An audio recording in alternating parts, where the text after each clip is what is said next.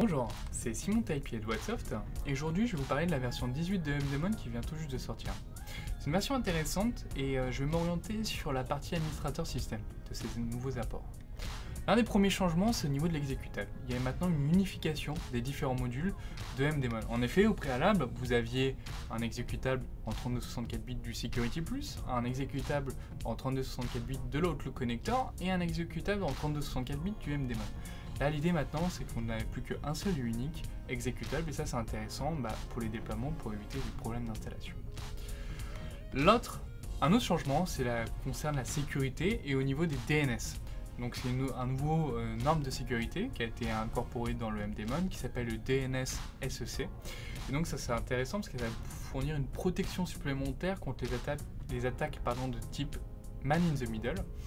Et donc, vous savez, c'est ce genre d'attaque où on peut par exemple modifier des DNS pour s'introduire et agir en tant que relais et récolter des informations, des données qui transitent entre l'émetteur et le destinataire. Et donc, voilà, la sécurité vraiment dans cette version 18, vraiment mis à l'honneur. Toujours en continuité de cette sécurité, la partie configuration à distance qui a également évolué.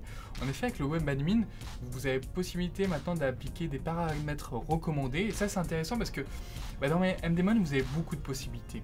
Et c'est vrai que des fois, on n'a pas forcément toutes les connaissances de ce qu'on peut faire avec MDemon.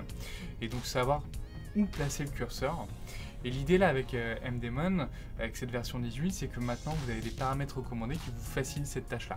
Alors je mets un point d'exclamation quand même parce que sur certaines installations, il y a des configurations qui peuvent ne pas convenir. Et donc il faut bien faire attention à ce qu'on modifie. Enfin, le dernier point que je vais vous montrer, toujours sur cette dimension de sécurité, parce qu'en fait la version 18 a vraiment accentué ses efforts sur la partie sécurité, c'est le filtrage au niveau de l'antivirus. Et non seulement vous aviez auparavant avec MDemon un filtrage des flux entrants sortants, c'est-à-dire que même un mail, avant même qu'il soit distribué au niveau du client de messagerie, il était filtré. Là, l'idée, c'est que s'il y a un nouveau virus, par exemple, qui est apparu et dont la base de signature n'avait pas été encore updatée, et là, vous avez la possibilité d'effectuer des scans de vos mailbox post-réception d'email. Et ça, c'est intéressant parce que, comme je vous dis, avec l'apparition de nouveaux virus, vous allez pouvoir vraiment augmenter votre pertinence et vos performances au niveau du filtrage. Donc voilà qui résume un peu les apports de cette nouvelle version 18. Moi, je vous invite chaudement à la tester. Vous la téléchargez sur whatsoft.com et après, bien entendu, il vous suffit juste de l'installer et ça démarre une version d'évaluation. De mon côté, je vous dis à très vite pour une prochaine vidéo.